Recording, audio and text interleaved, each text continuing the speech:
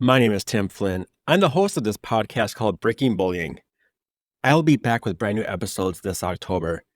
I am taking some time off to focus on my campaign for a seat on the Mankato School Board, and I want to enjoy the summer. But I'll be back giving you my thoughts on a handful of episodes and what I'm currently discovering in my own community. So today, I will replay episode 21, Conflict versus Bullying. Do you and the schools know the difference? But first, I want to share a story with you that happened at the beginning of June of 2024. This person reached out to me and wanted me to share this story on how messed up the school's anti-bullying policy is. I have to repost the video that I made. When the parents saw it, they were afraid that the principal will know who told me this story and would retaliate, and that could affect his job. I know this sounds crazy, but it has happened before where a board member has attacked a small business in our town for no reason. If adults are afraid of reporting issues, now I see why the kids are scared. Last month, I wrote an article that was published in the Mankato Free Press about how District 77 needs to have clear policies in regarding bullying. A few days ago, I got this message from a parent. He and his wife are very well respected in this community, so for that reason, they want to remain anonymous. But their kids attend elementary. Here is the message. My son was choked with 2 hands. His face turned colors. He had marks on his neck. The other kid yelled, "I'm going to blank blank you, you blank blank." The school's response was to have a restorative circle in which both students had to say, "I'm sorry. This is shameful. We need to do better." This happened at the end of the 2023-2024 school year at Elementary. This is why we need clear policies regarding bullying. District 77 doesn't have them. So today, I'm going to give you my thoughts on how this should have been handled. First of all, you cannot use conflict resolution techniques on assault and bullying. Going back to what bullying is, it's not a conflict. It's not an act of spontaneous aggression. It's a conscious, willful, deliberate, hostile activity intended to harm. What is a restorative circle? Counselors can advocate for the use of restorative circles to amplify student voices in the school building. Restorative circles can be used in the classrooms to strengthen relationships, foster community, and proactively assist students in developing the interpersonal skills they need to respond to conflict. Now, the father told me when they used this restorative circle on his son and the aggressor gave a "I'm sorry" in a sarcastic way. And so did his son, which just got his son more in trouble for being assaulted. Okay, so what is a conflict? Can you briefly describe a conflict versus bullying? Okay, 2 kids fighting over a TV program. That's a conflict. 2 kids fighting over where they sit in a car. That's a conflict. 2 kids on the playground at school fighting over a soccer ball. That's a conflict. Conflict is normal.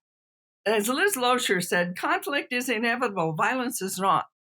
So our job as parents or educators or community leaders is to teach young people to handle their conflicts non-violently.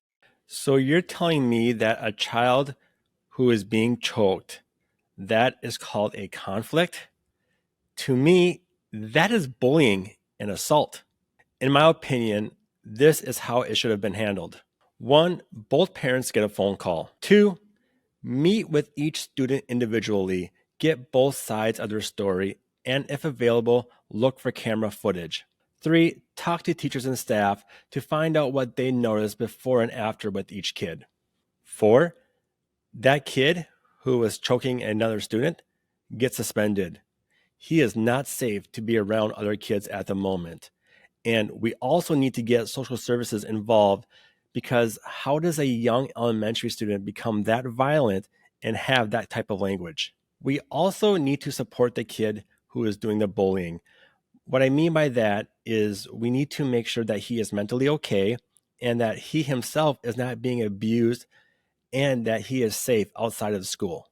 On my latest Breaking Bullying podcast, on episode 51, I had a guest tell me that his elementary school bully eventually committed suicide because of severe mental issues. Now, if the school looked into this bully at that time, this guy still could be around. So I fully believe that we need to help the kid who is bullying and to ensure that that kid is safe.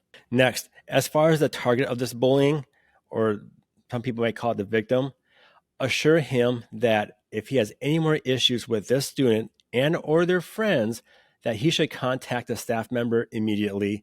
And just by giving a verbal report to a staff member, that counts as a valid report of bullying. Not going through this website and looking through 10 pages of things to find a official form, because an elementary kid probably can't do that. I've been told many times that bullying is not a real issue to be running with for the school board. One person told me the state makes up the policy and you'll have no say in to change it. That may be true, but I do know that there are public schools out there that are handling bullying appropriately. We can always improve the state standards, and we should at least be able to make clear and easy to follow policies and help make reporting bullying easier. Now, let's get into the topic of conflict versus bullying. Do you and the schools know the difference? This week, we get to hear from a lady who helped write her state anti-bullying laws. So we're going to hit that music and get started. Joining me this week is Barbara Colaroso. Barbara, thank you so much for coming on to my podcast. Tim, thank you for asking me to talk on such a very important topic that affects parents, educators, and most of all, students. Yes, and from my understanding, you help write your own state laws for anti-bullying. Can you tell us about that process, how you got involved in that process to begin with, and we'll go from there. The law was developed originally shortly after the shootings at Columbine High School in my own community, and it was just a shot in the dark. And it has been revised once, and I had written between that time and the first revision my international bestseller, The Bully, the Bullied, and the Not So Innocent Bystander, about breaking the cycle of violence and creating more deeply caring communities. So when it came up for a revision, which was a bipartisan deal in our state, which is hard to do, I was asked to be on the advisory committee for that. We had school district personnel, parents, and professionals in the field, as well as the legislators. And we had a lot of back and forth, but I brought to them the perspective of what bullying is and what it is not. What was that back and forth process on this issue? Well, the back and forth was, it's not bullying, it's just a conflict. And we needed to define it in such a way that people understood there's a huge difference between normal, natural, and necessary conflict and bullying. Normal, natural, and necessary conflict, we have to help kids resolve. Bullying, we must stop. Hold the kids doing the mean and cruel behaviors accountable, support the person who has been targeted, and help them stand up in other situations to it, and most importantly, invite other kids, rather than joining with the bully to go along to get along, to invite them to be witness resistors and defenders, to stand up, speak out, step in, do the right thing. And we wanted that embodied in the law, as well as the three big Ps. What are the policies of anti-bullying in your school district? What are the procedures that are effective for all three, the bully, the bullied, the not so innocent bystanders? And how do we support those who have been targeted? And how do we invite young people to be the advocates in their own schools to help break this cycle? So we had to have strong anti-bullying policies, procedures in place, and most importantly, not anti-bullying programs. I'm not a real fan of that, but programs that work against the three most virulent agents ripping apart the fabric of our humanity: hating other human beings with utter contempt, which is what bullying is about, utter contempt for another human being; hoarding, that me, mine, and more sense instead of us, ours, and enough; and harming through lying and cheating and stealing, which severs relationships and destroys a person's sense of self. So what are the antidotes to that? Care deeply, share generously, help willingly. So from preschool on, we want to not only teach our young people about what bullying is, what it isn't, how you can learn to step in, how you can identify procedures that will help you as an individual, be you a preschooler or a high schooler, to be able to help stop it. The targeted kid can't do it alone, Yeah. and it can't always be adults because kids tend to do it under the radar. So to incorporate that in the law was difficult when you're dealing with so many different people and in different communities, because the biggest thing in the state law is to hold people accountable. And that includes superintendents, school boards, principals, teachers, playground monitors, bus drivers accountable. When they see it, they must do something. So, what was their definition of conflict before they revised it? Well, the definition of conflicts pretty much stayed the same. Okay. It's two kids or a group of kids upset, probably mutual feelings and the like. And what you do when there's a conflict is teach kids to handle it nonviolently. The problem is people were viewing home, at school, and on the play yard, viewing anything that happened between kids as conflict, and then trying to use very good, well established conflict resolution tools. Well, that works if there's a conflict. Yeah. It does not work if there's bullying. So let's first look at what bullying is. It's a conscious, willful, deliberate, hostile activity intended to harm, where the perpetrators get pleasure Yeah. from pain. Let's look at a home scene here. Two kids fighting over a TV program. That is so normal. And you can use conflict resolution tools to help young people learn what do you do if you both want a different program. Now, there are three kinds of families: brick wall, jellyfish, and backbone. The brick wall says, stop it, stop it, stop it, turn that set off. Nobody's watching it. The adult solves it. Doesn't help kids solve it. Yep. Jellyfish parents, oh, please, your brothers and sisters, you're supposed to love one another. Don't do this to me. Nobody's solving it. Or a backbone. If you look at that backbone, there's flexibility, and you and I have to be flexible when we're working with or raising young people. But it also gives them an environment that's conducive to creative, constructive, and responsible activity you don't get from a jellyfish. Yeah. So we want to be the backbone parent. The backbone parent walks in, turns the set off, and says to the two kids as they take the remote, you're fighting. I always like to tell kids what they're doing. You may both turn this set back on as soon as you both have a plan. Now, what do I need? A plan. They never say it nicely. Oh, Dad, we need a plan, so don't count on it. But one of three things will happen. They'll share, both get up and leave it, or come up with a plan they both can live with. It doesn't matter if you're 5 or 15. Those are ways to solve conflicts, and we're giving them the tools to do it. Now, if one says, I'm going to beat you over the head, you say, that's not a good plan, not a good plan. We are there with our own wisdom to help young people figure it out. But if one says, I'm going to beat you over the head, you say, that's not a good plan. I know you can come up with a better one. But if one says, you let me watch this program today, you can have 2 tomorrow, and the younger one says, okay, I don't say to the older one, that's not fair, knowing that the older one knows and I know there's nothing on Saturday.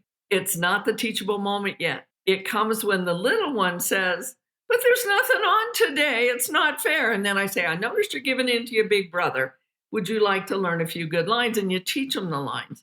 Like, I'm willing to let you watch this program today if I can have one on Monday, one on Tuesday, and I want it in writing. We have taught them to handle the conflict. Yeah. However, as a parent, you walk in and the older daughter has the younger son's arm up the back. And we're not talking a yoga pose. Kids screaming in pain. You rush in there, and as soon as your daughter sees you, she drops her brother's arm and starts comforting him. And we say, why are you screaming like that? And the little one looks at his sister and knows right then, if he says anything, since bullying happens under the radar of adults, he's going to be in a heap of lot of trouble when you're not around. He also knows by the look on his sister's face, because bullying has to do with intimidation, that he will be in a heap of lot of trouble when you walk out the door. And so he says, oh, nothing, Mom, nothing. Well, then quit screaming. You and I have just retargeted that poor target. Yeah. But step back a moment. When you walked in there, you saw something you wished you hadn't seen. You saw your daughter smile before she saw you. She wasn't upset about a TV program. She was getting pleasure from hurting her younger brother.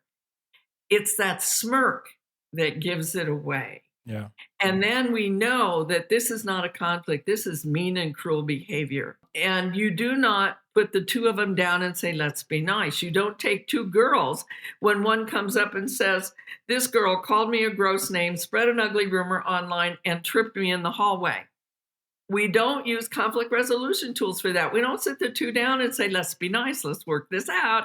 Because you know who will be nice? The bully. And they'll have a smile on their face and say, oh, I'm so sorry you were offended. I didn't know you were so sensitive. I won't ever do it again. And the other girl sitting there like the Dixie Chicks, I'm not ready to make nice, because she knows full well, as soon as you get up and they're left alone, that girl's going to target her again. Yeah. So we have to be able to look at the difference between bullying and conflict and know that you cannot use conflict resolution tools to fix bullying. And bullying is that conscious, willful, deliberate, hostile activity intended to harm.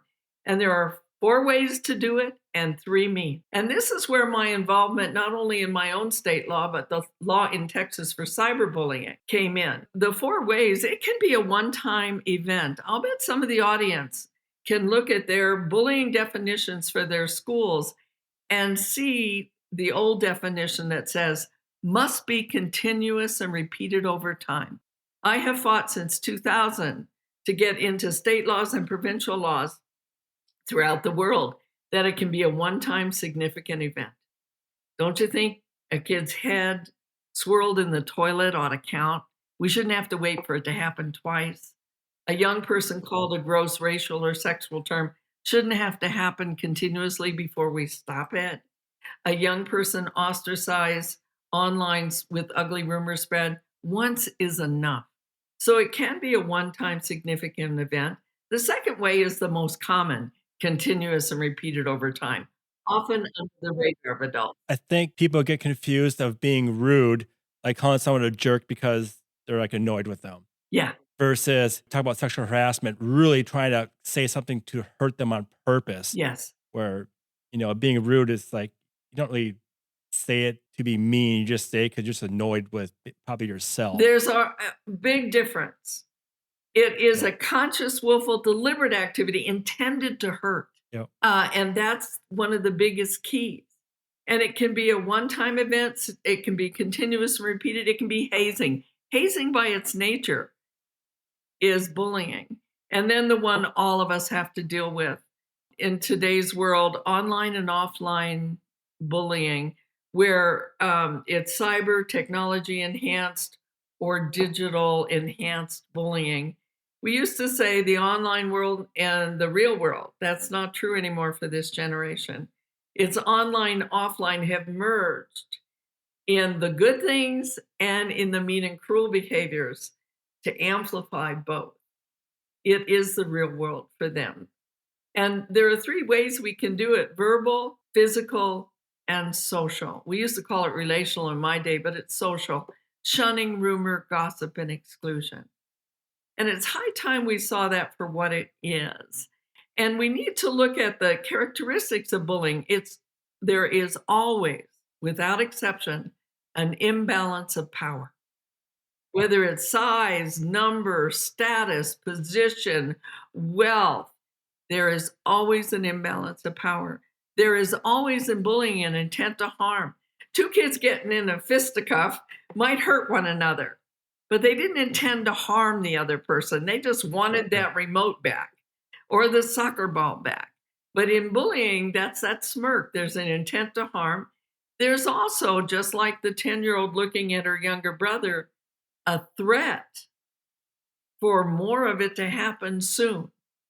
And that threat, if we do not address that on that first time, that can grow into terror. And terror is an end in itself. You'll have kids then who are terrorized to go to school, to go in the bathrooms, to go on the bus, to be out on the playground, that it's going to happen again. That terror is what can totally debilitate a young person who doesn't know when it's coming or where it's coming from. With the Colorado state law, if a child reports bullying, what is the procedure for that teacher? I'll give you an example. I'm in English class, and a young girl calls another girl a gross sexual term or racial term. I don't say, "What did you say?" Because then they repeat it. And I don't dismiss it. Yep. I stop dead in my tracks. Silence is one of your most powerful tools as an educator. And I walk over toward the kid that made the comment. All the other kids in English class, I've taught high school English, who aren't asleep are watching. I walk up to the kid, lower my voice, and say, "That was mean. That was cruel. And this is safe harbor for every kid in this classroom." The girl next to the girl who did the name calling or shaming knows that I'm on her side, that I'm an advocate for her. I don't have to say a word. I nailed the person that did it. Didn't ask him why, didn't want an excuse. That was mean and cruel. And this is safe harbor for every child in this classroom. I need to see you after class. Now, all the other kids know what's going to happen because I taught them what's going to happen. At the end of class, I say to the kid who called the other girl a gross name, "You have a job to do. It's 3 hours." It's called restorative justice. It's different than restorative circles for conflict. Restitution, resolution, and reconciliation. In other words, you have to own what you did, figure out how you're going to keep it from happening again. And I do not want to hear you won't do it again, because that's not what you're going to do. That's what you won't do. And then how can you heal with the person you've harmed? And then I say to that girl, "What time do your folks get home?" 6? You have till 7 to tell them first. I like to give them a chance to go home and do the homework and wash the dishes and walk the dog. Unless they dunk the kid's head in the toilet, in which case we deal with it right away. But I also have an obligation under our state and many states today that I have to report that to my administrator. And that's smart, because that same girl may have been targeting this other girl in 4 other classes. I don't know that. Or this same girl has been targeting several other girls. I don't know that, but the administrator does. And we know if we've got a huge problem to deal with or one that can be handled in the classroom. Later in that day, I go up to the girl who was targeted and I say to her, "I'm so sorry this happened on my watch. I want you to know the other girl's being held accountable. But I also want to know that I'm here for you.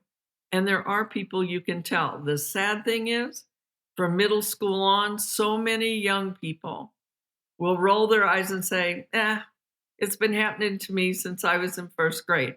That's when I go, "Time out, time out, talk to me about this." And then I say, "Let's go visit the counselor." I'm the English teacher. I care deeply about this young girl, but she needs more if she has begun to believe that this is just what has to happen in life to her, that she needs a little bit more. But I also say to her in a little different way, I say, "Would you like me to tell your parents first, or would you like to tell your parents first? Your parents need to know. Wouldn't you want as a parent to know your kid's calling somebody a gross name, or that she was the target of that attack?"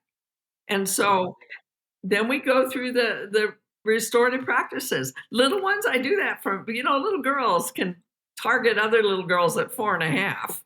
And we say, "Oh, that's just conflict." "No, no, not you can't sit with us. We don't like you. You stink." That's got to be stopped. Yep. So it's restorative practices. It's much more involved if it's sexual or racial, because that cuts at the core of who a person is. And we need to work with a student on that, but also with the entire school community. Is there a student and teacher ratio in Colorado?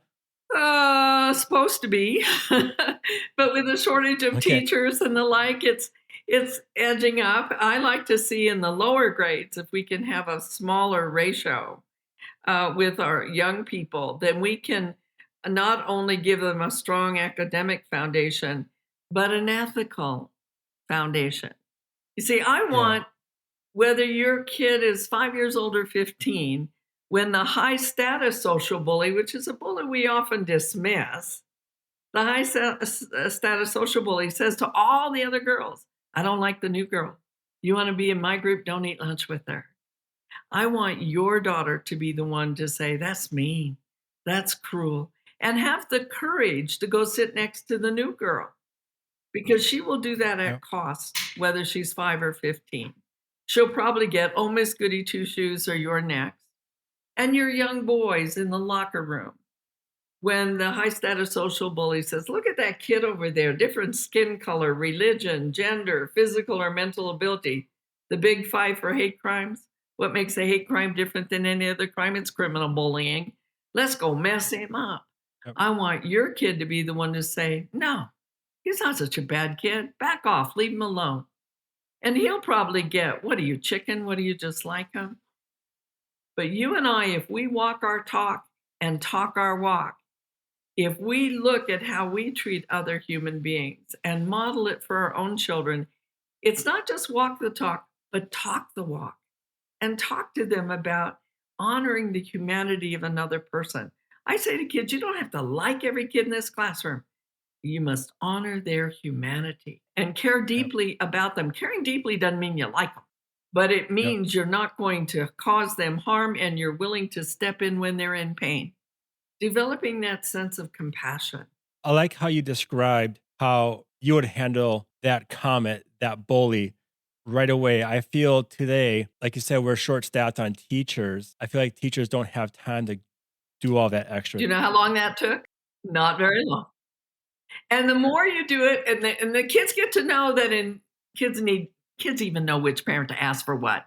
They know what teacher they can get away with stuff in. And if kids know right away in my classroom that I will honor you I expect you to honor everyone in this classroom. Now, there's one thing I didn't say. In the middle of that class, after the kid called another kid a name, I purposely call on the girl who did the name calling. I want her to know she's not a bad kid. What she did was not right. So I call on her in a very friendly, welcoming way with an answer she can give. And there are people into heavy behavior mod, which I am not, who would say, well, you're rewarding her. No, I want her to know that she can change. She can rewrite her script. She does not have to play the role. And these are only roles kids are playing. You don't have to play this role of a bully. Some of those kids who are bullies are also coming from a rough household too. They could be Exactly. being treated bad at home or bad from another kid in school. One of the things we have not called enough attention to, and you brought it up right here. Volpe did a 20-year study in England, first one ever done, longitudinal study of sibling bullying. And for the most part, it was treated as conflict at home. The problem with sibling bullying, if you are bullied by your siblings, statistically, we now know that you are at higher risk for being targeted at school because you already are in posture, in mindset, are weakened. You are at higher risk for drug abuse, self-harm, and suicide. And so we have to be sure that what's going on in our own households is not mean and cruel behavior.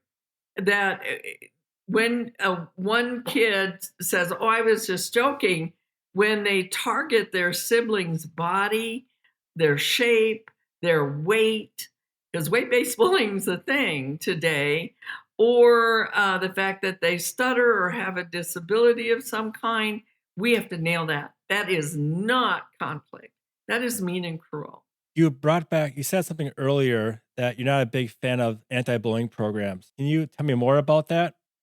Yes, I really think what we need to do is make sure we have good policy, good procedures in place, and that our teachers know it, our aides know it, the lunchroom people know it, the bus drivers know it, and know that they'll get support if they bring a child in who's called somebody a gross name on the bus, that they will be supported in reporting that, and that they will be supported if they have the kids who are targeting other kids sitting at the front of the bus and the targeted kid can sit in the back and feel safe. Those kinds of things, so letting them know that. So it's all of us in this together. I don't want to dump an anti-bullying program in for the month of October, anti-bullying month, and say, oh, we're done. No, it's an Yep. ongoing process of in our curriculum, in our everyday life in the classroom, that we teach kids to care deeply about one another, to share generously of their own talents, and to recognize the talents and liabilities of others, and to help willingly. Those are the antidotes to hating, hoarding, and harming. That is not a curriculum. That is infusing the curriculum with a sense that we care deeply about one another. And the more we care about one another and we do those kinds of things, the less likely there is to be bullying. Won't stop it totally, but we have the tools to handle it right there. It's a matter of, first of all, recognizing what it is, and then making sure that we have a policy that states we're not tolerating it, and then procedures in place. Then that program that we have is in math and reading and science, and we can infuse with stories about people who did stand up and speak out for others, things that are happening today, but also stories about people in our history who have stood up for others at cost to themselves, and including very young people. Uh, our kids need to hear that. I'm a former nun, obviously former with a husband and three kids. Yeah. And I studied theology and philosophy, and Martin Buber said it so beautifully. He said, I am I and you are thou, and we have a common humanity. I'm unique and you're unique, and we have this commonality. And in that commonality, we have to recognize that we can't have just commonality. We have to have the I and the thou. In bullying, I'm an I and you're an it. That's that contempt I talked Yep. about at the very beginning, the othering of others. I work in Rwanda with orphans from the '94 genocide, where in 100 days, almost 1 million human beings were macheted to death um, Wow. because they were viewed as cockroaches. Armenians were considered dogs. Jews were considered vermin and bacteria eating at the fabric of our society.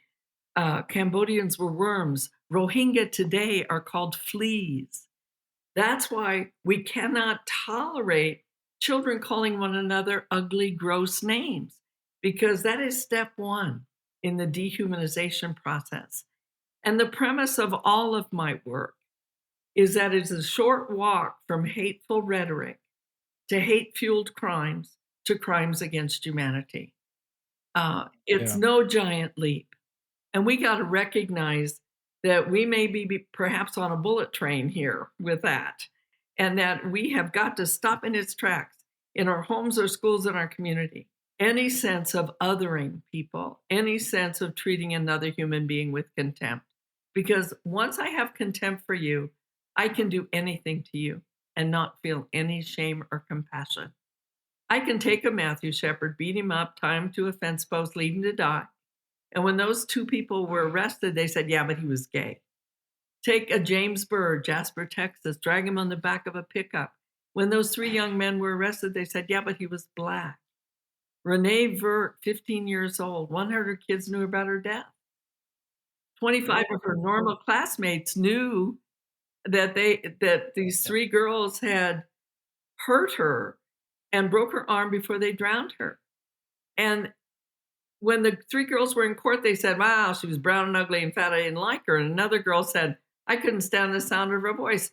And another girl said, well, I was only doing what they told me to do, the not so innocent bystander. But there were 25 other not so innocent bystanders who may have felt awful about what's happened, but didn't stop it. Where do these kids learn this stuff from? Oh, How do you learn to hate somebody? you have to be taught. There's an old song from South Pacific, the musical. You have to be carefully taught to hate before you're 6, 7, or 8, to hate the people your relatives hate. Bullying is a learned behavior.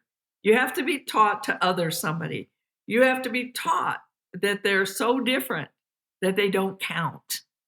And so I ask you and anybody listening, how do you treat hired help? How do you treat somebody moving through the grocery store a little slower than you'd like them to? How do you treat the new neighbor who looks different, speaks a different language as their first language, maybe eats different kinds of foods, dresses differently, has a different faith tradition? Your children are watching. Yep. And how do you treat the bigoted relative at the family gathering? We all have bigoted relatives somewhere on the family tree. Some just aren't on the branches. They're right there at the dinner table Yeah. spewing bigoted comments thinly disguised as jokes.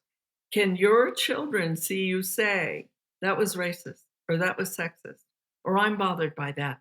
When all the other relatives roll their eyes and say, what, can't you take a joke? Not that kind. And you know you've had an Yep. impact when you walk back in the dining room and everybody shuts up. Or your mother comes to you very angry. The uncle didn't spoil the dinner, you did because you called him on it. And look, your uncle's old. We have to excuse it. I'm 76. Age is never an excuse for bigotry and intolerance, ever. Can you then, when your mother is very upset with you in front of your children, say, Mom, I don't want my kids to ever believe that anyone at any age should say those kinds of things? Chances of your son or daughter standing up for somebody at school has been greatly increased. Do you invite kids who are loners to your home? You know, there are 4 antidotes to bullying. One is a strong sense of self. And I didn't say self esteem, it's that I recognize the I, thou, and our common humanity in me. The Yeah. second is being a good friend. We have to teach young people today what friendship really means. And then having a good friend. Bullies are cowards. They're not ignorant. They pick on people they know they can get. And that's typically Oh yeah. somebody who's Always the alone. weakest. Always the weakest person. Yeah. Alone, too, all by themselves. And then we have to teach our young people how to get in a group and know when to get out.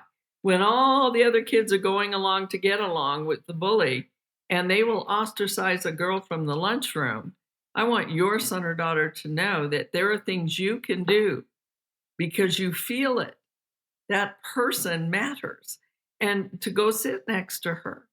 The interesting thing is, if you go sit next to her, yes, the kid who was bullying may again target you. Oh, yeah, look at you. You're sitting next to her.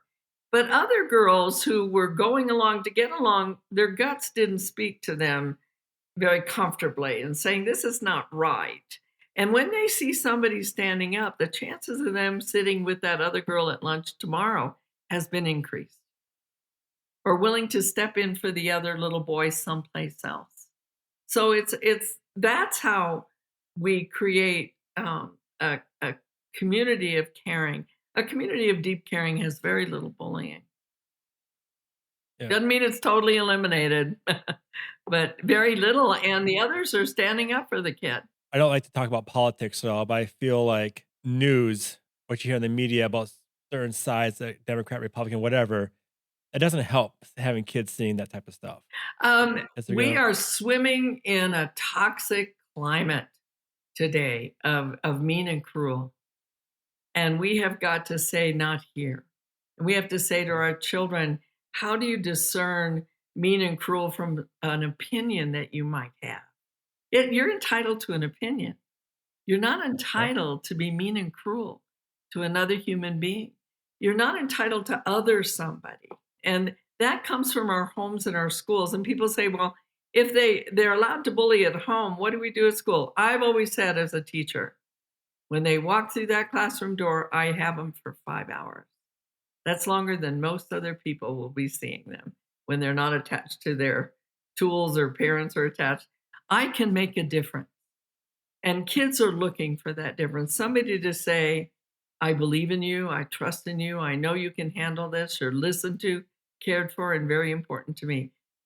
I don't care where a kid comes from. Dad's an alcoholic, mother has an interesting occupation, brother's been in jail. Every kid walking through that door matters. And they have to believe that. That's the climate that we can create in our schools rather than imposing a program on them. Does that make sense? That makes perfect sense. Can you quickly explain right now, very brief, how if I came to you saying Michael called me a bad name, what happens? Like with the current Colorado state law, how is that handled? Okay, if I didn't see it, if a kid Yep, comes I dripping report of it to urine, you. they've been dumped in a toilet, I deal with it. But if a child's been Yeah, called a gross name and they come up to me, I say, that was horrible. That was mean. That was cruel. I call it what it is. And I'm sorry that happened to you. And tell you what, I don't want you retaliated against for telling me. I promise you, nobody will know you told me. But I'm going to talk to the other teachers and we're going to watch that girl like a hawk and we will catch her again. I also want you to know that when someone calls you that kind of name, you can roll your shoulders around and down and stand strong, not tall. That's a bias against short, but stand strong and say to her, that was mean and cruel. I don't need this. I'm out of here. It takes the oomph out of it. That was, Yep. and not you're mean and cruel. That was mean and cruel. I don't need this. I'm out of here. They're less likely to retarget the person, but I also want them to tell. And I also say to them, look, if you're really uncomfortable in a class and somebody's even using their eyes to be mean and cruel to you, or shunning you by turning their backs or rolling their eyes, you can always say that that was mean and cruel. Don't have to explain what it is. They know. And get up and sit in another seat. You don't have to take abuse. And then let somebody know. It tends to happen under the radar of adults. And so Yep. we like to handle it first in the classroom, but I always need to let a principal know that I'm handling it. And that's the when they might say, oh, you know what? She's done that to 3 other kids. I'd like to take over from here. I'll back you up. Are all the teachers in Colorado trained with this procedure? Not so much. That we've now got the law in place, and now there are, and it just came in place last June, just signed into law, the new reporting. We have a Safe to Tell that was awful right after Columbine, and it's an amazing program now that every school uses where kids can report anonymously, they for themselves or for others. There's a response team immediately. If a parent talks to a school administrator or teacher and they don't feel that it's been adequately addressed, they always can go the next step. And that next step may be a committee that's set up. Some districts actually have a committee or the board itself. We have one district in our state right now being investigated by the federal civil rights division of the education department because they failed to deal with kids who are of certain racial identity, to Yeah. deal with the horrible targeting of them. So it can reach up to the civil rights. If it's sexual Yeah. or racial, it can reach that Yeah. point. So that's called a hate crime. I mean, it sounds like Colorado has a great anti-bullying policy just put in place. How come this is not made into like a national level? Why does it have to be by state? It is a state mandate because our education is state mandated. However, if anybody's wondering how they can get involved in helping with their state laws, if they go to stopbullying.gov, that's our government website, they have actually listed every state and how they have policies, procedures, and programs in place or not, and what their actual law is.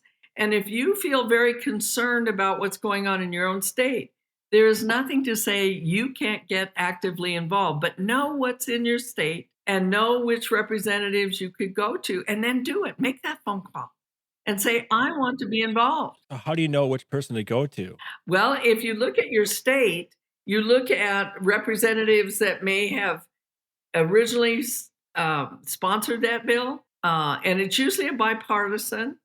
I helped in Texas with the cyber one, and they said, well, it won't be bipartisan. It was. Both groups were so passionate about what had happened to a young boy who had been relentlessly targeted on and offline and killed himself. It's called David's Law. David is the one who killed himself. And it was horrible, the kind of targeting he received. And he was ashamed to tell anybody because when he did tell, nothing was done. And so it internalized all that, which leads me to what's so important is what to do if your kid has been targeted. Don't minimize, rationalize, explain it away. Oh, boys will be boys, girls just want to be mean. Don't rush in to solve it. You will not empower your own child. Be there with them. to support them, but they need to be the one to help get this fixed. Don't tell them to ignore or avoid. We tell kids to do that all the time. But you can't Yeah. ignore being taunted every day, being tripped in the hallways, being called names online. So to ask a child to ignore, Lakoff wrote the book, Don't Think of the Elephant. What did you just think of? An elephant. So you don't tell them. Instead, you say to them, if somebody's calling you a gross name and you can't get the words out or it hurts so bad, you can put your hand up. Don't say stop. You don't tell a bully what to do. Put your hand up saying you're defending yourself. Turn and walk away and say to yourself, I'm a decent, caring human being. She's sure getting her needs met in a lousy way. Putting it back on the person doing the harming. That's why I call Yeah. persons that are targeted targets. That means somebody aimed at you. It's not your fault. Are there Yeah. times you want to work with a child because they're ADHD? I'm a special ed teacher. ADHD, have Asperger's, misses social cues? Yes, but nothing justifies mean. Absolutely nothing. And then don't confront the bully or the bully's parents alone. It tends to run in the family. So what do? You say to a child, I hear you, I'm here for you, I believe you, you're not in this alone. It's not your fault. There are things you can do, and this is where we empower them. I notice you have Kato karate, self-defense. There's a difference between an offensive move where you're punching somebody out and a defensive move. And so I want to teach them to defend themselves. And since verbal bullying is the most common, to be able to come back with good lines. And if they can't say them themselves, they can say them underneath their breath as they walk away. Yeah. And know that there is someone they can report it to. Barbara, thank you for your time It's a this pleasure. evening coming on our podcast. And if people want to get in touch with you, can you go ahead and give us your info again? Yes, it's our website is kidsareworthit.com. And our email is info.kidsareworthit@gmail.com. Barbara, thank you so much. And thank you, Tim. It's been a real pleasure. And for myself, you can always find us at our very own website, which is www.breakingbullying.com. You can also reach out to us at our email address. If you have a story of your own bullying to share, or for whatever reason you want to get a hold of us, our email address is breakbullyinghere@gmail.com. Now, if you're a victim of bullying and you don't know where to turn, there is online resources to help you. The first is the government's very own anti-bullying website, and the address is www.stopbullying.gov. And other online resource is www.pacer.org/bullying. Now, if you have had thoughts of suicide or of self-harm, we implore you to stop. Reach out to the National Suicide Hotline. That number is very simple. It's 988. I'm Tim Flynn, and thank you for listening, and we will be back next week to continue the conversation to break the silence on bullying.